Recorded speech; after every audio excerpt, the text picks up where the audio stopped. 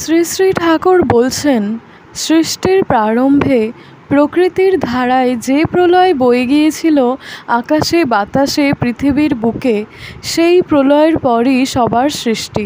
সেই প্রলয়ের বীজই আমরা।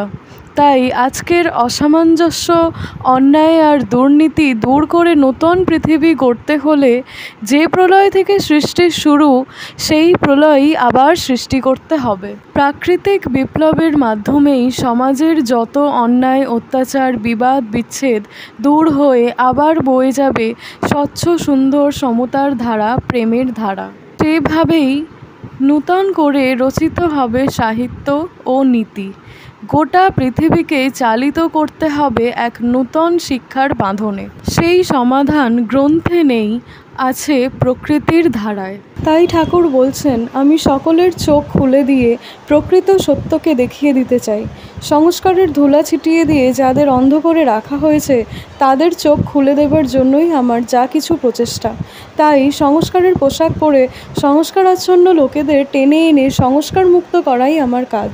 প্রকৃতির উদার সাম্যনীতির পরিবর্তে স্বার্থপ্রণোদিত সংকীর্ণ নীতির বশবর্তী হয়ে চলার ফলেই জীবনের প্রতি পদক্ষেপে আজ জনগণকে সংঘাতের সম্মুখীন হতে হচ্ছে। সমাজের যে বিভ্রান্তিকর অবস্থা, তার মূলে এই কল্পনাভিত্তিক সংস্কারাচ্ছন্ন ধর্মের বিধি ব্যবস্থা প্রমাণ ও যুক্তির উপর নির্ভর না করে ভাববাদীদের ভাববেগের উপর চলেছে বলেই সমাজে আজ এত দৈন্য, দারিদ্র্য, হানাহানি, কাটাকাটি।